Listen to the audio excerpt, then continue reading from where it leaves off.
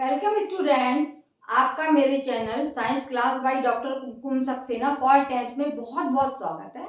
इससे पहले भी मैंने आपको बहुत सारे चैप्टर्स को समझाया है और आज मैं आती हूँ आपके सामने कोवेलेंट कंपाउंड्स, एलोट्रॉफी एंड कार्बन के कंपाउंड्स। कार्बन का क्या महत्व है ये बताना चाहूँगी। कार्बन जो है कौन सी जगह है जहाँ पे कार्बन नहीं पाया जाता। हमारे भोजन, हमारे कपड़े और हमारे मकान आदि में और बाजार की वस्तुओं में, सामान में, सभी में कार्बन का बहुत महत्व है। कोई भी वस्तुएं ऐसी नहीं है जहाँ पर कि कार्बन हमें आवश्यक नहीं है।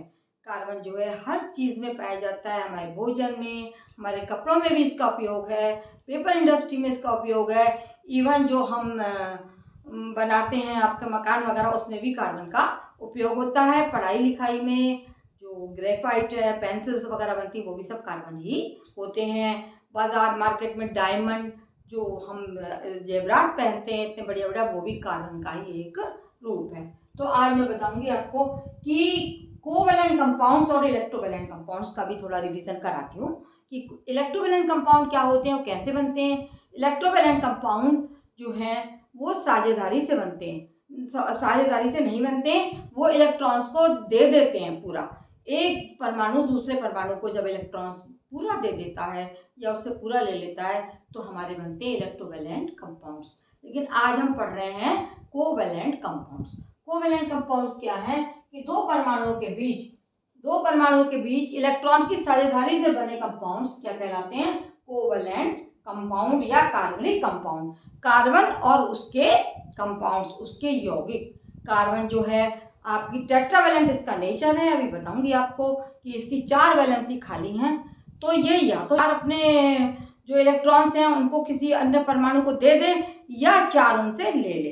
बट ये थोड़ा कठिन काम है क्योंकि 4 की 4 पूरे देना जो है या 4 लेने में काफ़ी एनर्जी वेस्ट होती है। तब ये क्या करता है, ये शेयरिंग करके यौगिक बनाता है। बहुत सारे ऐसे हमारे एलिमेंट्स हैं, नाइट्रोजन है, सल्फर है, ऑक्सीजन है, जिनको ये शेयर करके अपने कंपाउंड्स को बनाता है, अपनी रचनाओं को बनाता है। ये मैंने आपको जानकारी दे दी कि एटमॉस्फेयर में कार्बन की क्या क्या आवश्यकता है और कार्बनिक यौगिक क्या हैं और कैसे बनते हैं, किस तरह से इलेक्ट्रॉन्स की साझेदारी होती है, ये मैं आपको बताने जा रही हूँ कि इलेक्ट्रॉन्स की साझेदारी से बने, दो परमाणुओं के बीच इलेक्ट्रॉन की साझेदारी से बने जो आबंध होते हैं वो सहसंयोजी बंध कहलाते हैं। दो परमाणुओं के बीच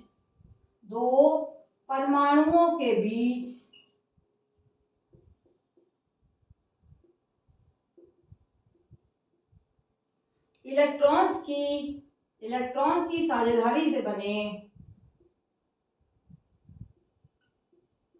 साझेदारी माने बंटवारे, साझेदारी से बने यौगिक, बने कंपाउंड। दो परमाणुओं के बीच इलेक्ट्रॉन की साझेदारी से बने परमाणु क्या कहलाते हैं? आपके कोवेलेंट। दो परमाणुओं के बीच इलेक्ट्रॉन की साझेदारी से बने यौगिकों में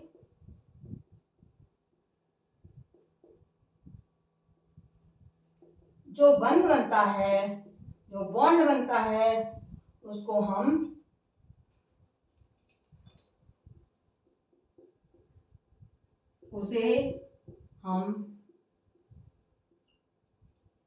कोवेलेंट बॉन्ड कहते हैं। कोवेलेंट बॉन्ड कहलाता है।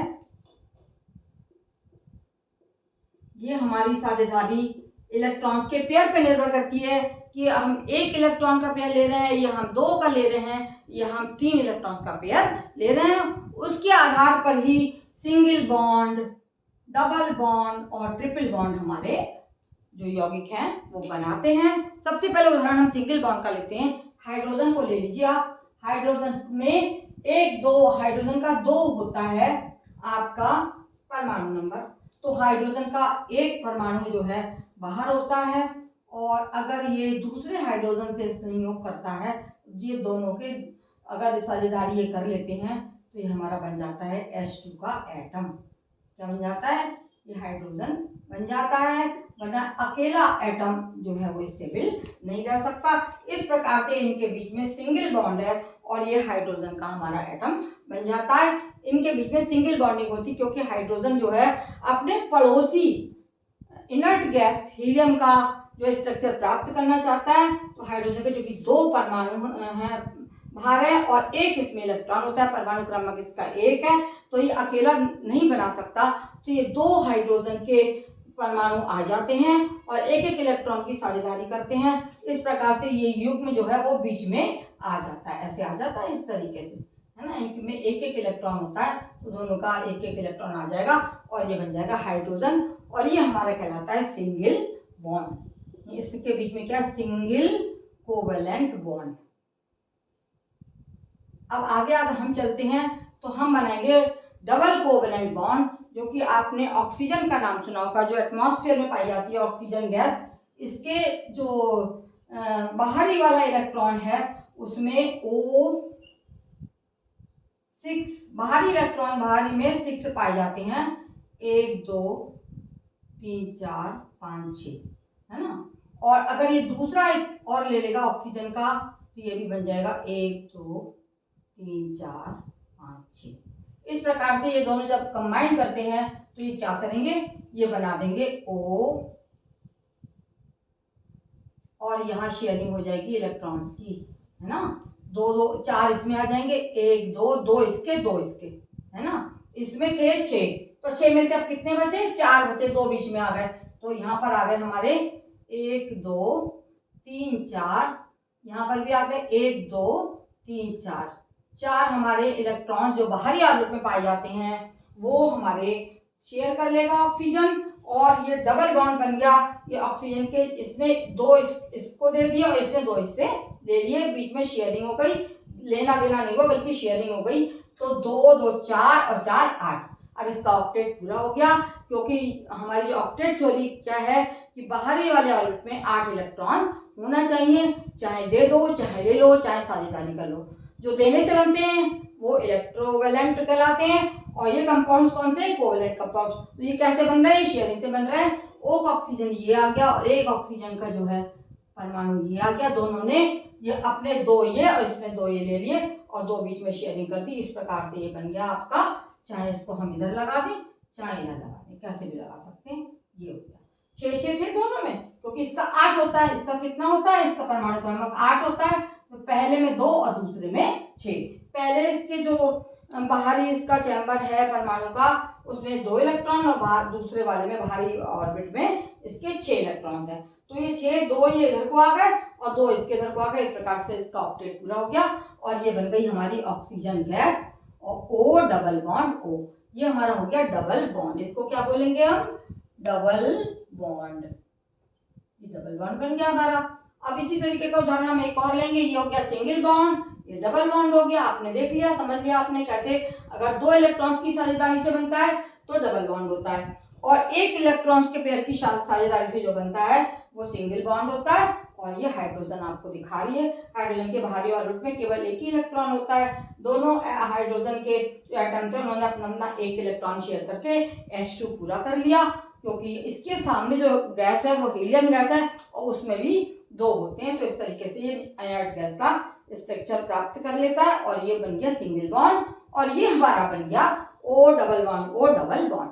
अब हम आते हैं नाइट्रोजन पे। नाइट्रोजन का होता है N7, यानी इसका होता है 2 और 5, यानी बाहरी ऑर्बिट में इसका परमाणु क्रमांक कितना है नाइट्रोजन का 7, तो इसके बाहरी ऑर्बिट में 5 इलेक्ट्रॉन्स हैं। तो इस तरीके से ये बना लीजिए आप, N 5 है, 1 2 3 4 और ये 5 प्लस N, दूसरी नाइट्रोजन लेगा ये, तो ये बन जाएगा 1 2 3 4 और ये 5। अब ये क्या करेगा, ये तीनों इलेक्ट्रॉन्स इसके और तीनों इलेक्ट्रॉन्स इसके बीच में आ जाएंगे, 2 2 रह जाएंगे, यानी ये बन जाएगा आपका N, 2 गोले बना लिए हमने N और ये N, ये N हो गया और ये N हो गया और इन्होंने 3 पेयर ले लिए, 2 और 2, 3 पेयर इन्होंने प्राप्त कर लिए। N5 है, 2 2 4 और 1 5, तो इन्होंने 1 2 और ये 3। अब कितने बचे इलेक्ट्रॉन, ये वाला इलेक्ट्रॉन बच गया तो ये इसका यहाँ पे लग जाएगा, यहाँ पे लगा दीजिए, है ना। और ये बन गए 2 2 4 2 6 और 7 और ये 8। इस तरीके से ऑक्टेट पूरा हो गया। 2 2 4 5, 2 2 4 और 1 5, 2 2 4 1 5। तो इसने 2 और 1 3, 2 और 1 3 6 और 2 1 मिल गया और ये मिल गया। इस तरीके से ये अपना ऑक्टेट पूरा कर लेते हैं। 6 यहाँ से आ गए और 2 इसमें से आ गए। इस प्रकार से ये बन गई नाइट्रोजन गैस। ये हमारी क्या बन गई? Nitrogen gas. और ये हमारा शो करता है N ट्रिपल बॉन्ड N, यानी ये कहलाएगा ट्रिपल बॉन्ड। ट्रिपल बॉन्ड ये आपने देख लिया कि किस तरीके से कोवेलेंट कंपाउंड्स का फॉर्मेशन हुआ है। N के बीच में 3 आ गए बॉन्ड्स। क्यों? क्योंकि इन्होंने 1 2 और 3 इलेक्ट्रॉन्स के पेयर का शेयर करा और 2 इस तरीके से हो गए। तो इस तरीके से मिलके ये 6 और 2 8 और इसका भी 6 और 2 8 हो गए और ये ऑक्टेट इनका पूरा हो गया। ये बन गई हमारी नाइट्रोजन गैस और ये कहलाएगा ट्रिपल कोवेलेंट बॉन्ड। अभी आपके सामने मैंने आपको 3 चीजें बताई, सिंगल कोवेलेंट बॉन्ड और डबल कोवेलेंट बॉन्ड और ट्रिपल कोवेलेंट बॉन्ड। इसको यहाँ पे ऐसे कर भी दिखा सकते हैं। ये सिंगल कोवेलेंट बॉन्ड हो गया और ये डबल बॉन्ड हो गया और ये नाइट्रोजन का ट्रिपल बॉन्ड। और मिलके बाद में ये क्या बन जाते हैं? ये बन गया हाइड्रोजन, ये बन गया ऑक्सीजन गैस और ये बन गई आपकी नाइट्रोजन गैस, N2 गैस। कैसे बनी है? ये सारी की सारे इन्होंने इलेक्ट्रॉन्स की साझेदारी कर ली और इस प्रकार से इन्होंने अपना ऑक्टेट पूरा कर लिया और इन्होंने इलेक्ट्रोवैलेंट कंपाउंड्स बना दिए। अब हम आगे चलते हैं कि इलेक्ट्रोवैलेंट कंपाउंड्स के क्या गुण हैं। इनके गुण क्या होता है कि ये विद्युत के कुचालक होते हैं और ये ऑर्गेनिक कंपाउंड्स में घुलते हैं, ऑर्गेनिक सॉल्वेंट्स में घुलते हैं। इनऑर्गेनिक सॉल्वेंट पानी वगैरह में जल्दी नहीं घुलते हैं। और इनका क्या है कि इनमें जो है स्थिरता कम होती है। क्यों स्थिरता कम होती है? क्योंकि इनके बीच में पोलराइजेशन होता है और बॉन्ड है इनके कमजोर हैं और ये जल्दी से खुल जाते हैं। इसलिए इनके मेल्टिंग पॉइंट और बॉइलिंग पॉइंट जो हैं वो बहुत अधिक नहीं होते, कम पाए जाते हैं। और ये जो हैं कोवेलेंट कंपाउंड्स जो हैं वो अस्थिर होते हैं। जल्दी से इनमें जो आपस में आकर्षण बल है वो कम होता है और जल्दी ही इनका जो बॉन्ड है बीच का टूट जाता है। इस कारण इनके मेल्टिंग और बॉइलिंग पॉइंट जो हैं वो क्या होते हैं? वो कम होते हैं। किसके अनुपात में? इलेक्ट्रोवैलेंट कंपाउंड्स के अनुपात में। कोवेलेंट कंपाउंड्स के जो मेल्टिंग और बॉइलिंग पॉइंट्स हैं वो कम होते हैं क्योंकि इनके अणुओं के बीच में जो आकर्षण बल होता है वो इतना स्ट्रांग नहीं होता है जितना कि इलेक्ट्रोवैलेंट कंपाउंड्स के बीच में स्ट्रांग बॉन्ड पाया जाता है।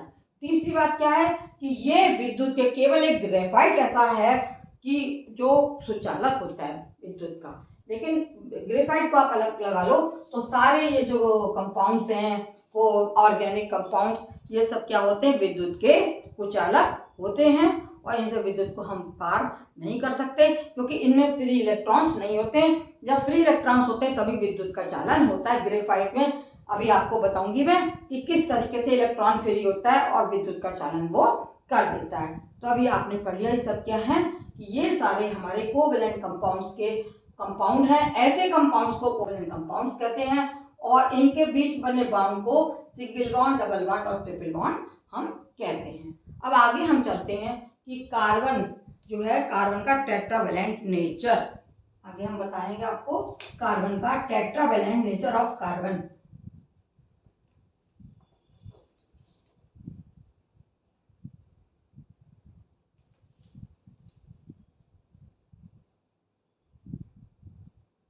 टेट्रावैलेंट नेचर माने टेट्रा माने क्या होता है? टेट्रा माने होता है 4, यानी कार्बन की 4 वैलेंसी जो है 1 2 3 4, चारों खाली हैं। और ज्यादातर इसमें अगर ये 4 या तो अपने इलेक्ट्रॉन्स को किसी को दे दे या 4 किसी से प्राप्त कर ले, बट ऐसा संभव नहीं होता क्योंकि इसके लिए बहुत ज्यादा ऊर्जा की आवश्यकता होती है। तो अब ये क्या करेगा? स्थायित्व प्राप्त करने के लिए ये शेयरिंग करेगा। ज्यादातर ये H से कर लेता है ना, क्योंकि इसके भी एक बाहरी H में भी एक बाहर, इस तरीके से ये मीथेन बना लेता है। और टेट्रावैलेंट नेचर इसका क्या दिखाई दे रहा है आपको? ये 4 से हाइड्रोजन से करके टेट्रावैलेंट इसका नेचर होता है। आगे होता है कि ये जो है कार्बन के कंपाउंड्स एलोट्रॉपी शो करते हैं। एलोट्रॉपी क्या होता है? एलोट्रॉपी वो गुण है कि जिसमें atoms of same elements arrange in different manner. Allotropy क्या है? एलोट्रॉपी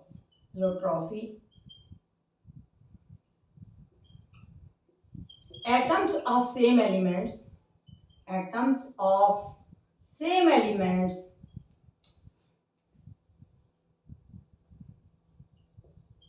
arranged in, arranged माने लगाए गए हैं, atoms of same elements arranged in different manner, arranged in different manner, manner in same, in same, in same माने एक से, physical state, in same physical state.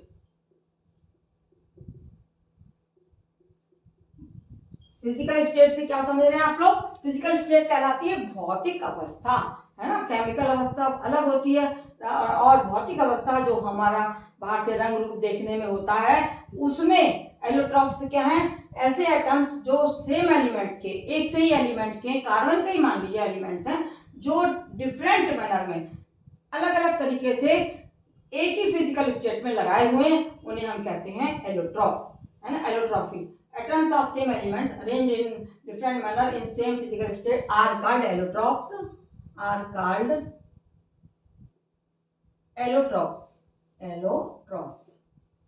And this phenomena, and this phenomena is called, and this phenomena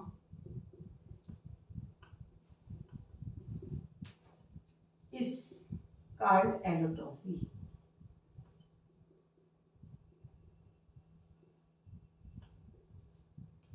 देखिए अभी मैंने आपको बताया कि एलोट्रॉफी क्या है। एलोट्रॉफी जो एटम्स जो होते हैं वो सेम एलिमेंट्स के, है ना, और एक ही उसमें लगे हुए हैं, काहे में लगे हुए हैं? फिजिकल स्टेट में अलग अलग तरीके से लगे हैं, तो वो कहलाएंगे एलोट्रॉप्स, और उनके गुण भी अलग अलग हो जाएंगे। और इस फिनोमिना को हम क्या बोलते हैं? एलोट्रॉफी। जैसे कार्बन की आप देख लीजिए, कार्बन के जो है, कार्बन के अपर रूप, हिंदी में इसको क्या बोलेंगे? कार्बन के अपर रूप। तीन होते हैं, दो खास हैं अपर रूप। एक है आपका कार्बन के अपर रूप में आपका है, एक है ग्रेफाइट, सी ग्रेफाइट, ग्रेफाइट, और दूसरा है आपका डायमंड या हीरा, हीरा, डायमंड, इसको इंग्लिश में क्या बोलते हैं? डायमंड। ठीक है, तो दोनों क्या है? कार्बन के अपर रूप है। कार्बन कैसा होता है और हीरा कैसा होता है? कार्बन तो कोयला है, काला, और हीरे के कितने गुण हैं? क्यों? क्योंकि इसमें जो एटम्स हैं वो अलग अलग मैनर में लगाए गए हैं। तो कार्बन में अगर ग्रेफाइट है तो ये इस तरीके से, इसमें 3 कार्बन लगे होते हैं, सी सी सी, और इसमें 4, और एक इसका जो इलेक्ट्रॉन है फ्री होता है, और हीरे में उल्टा, सी 1 2 3 और ये 4, एक कार्बन एटम से 4 कार्बन एटम अटैच्ड होते हैं। और इस प्रकार से ये तुम्हारा जो है ये लेयर स्ट्रक्चर होता है, और ये आपका जो है सॉलिड स्ट्रक्चर। इसको हम क्या बोलते हैं? कार्बन के, इसको हम जो बोलते हैं लेयर स्ट्रक्चर या षटकोणीय, इसको बोलते हैं लेयर स्ट्रक्चर, लेयर स्ट्रक्चर और षटकोणीय, इसको बोलते हैं षटकोणीय, षटकोणीय। ये षटकोणीय स्ट्रक्चर कहलाता है, इस तरीके से बना होता है, ये षटकोणीय हो गया। और ये तुम्हारा ग्रेफाइट जो है, ये क्या, ये हीरा जो है is the hardest substance of the atmosphere, है ना, सबसे ज्यादा हार्डेस्ट होता है। और ये नेटवर्क स्ट्रक्चर, ये कैसा है? नेटवर्क स्ट्रक्चर है।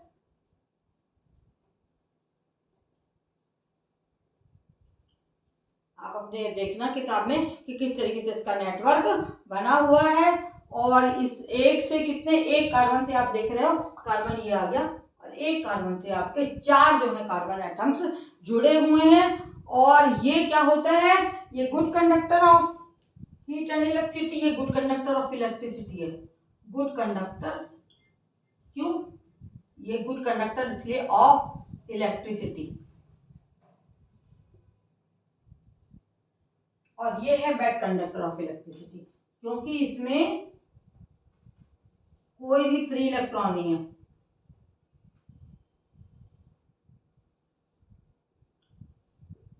अगर इनका आंसर कभी आता है, एग्जाम में आ जाएगा कि इनके विभिन्न वो बताइए, आप अपरूप बताइए, या हीरा और ग्रेफाइट में क्या अंतर है, तो आप ये सब लिख सकते हैं, बना सकते हैं। ये षटकोण ये है, ये लेयर स्ट्रक्चर नेटवर्क स्ट्रक्चर है, ये बैड कंडक्टर ऑफ इलेक्ट्रिसिटी है, और ये गुड कंडक्टर ऑफ इलेक्ट्रिसिटी कहलाता है।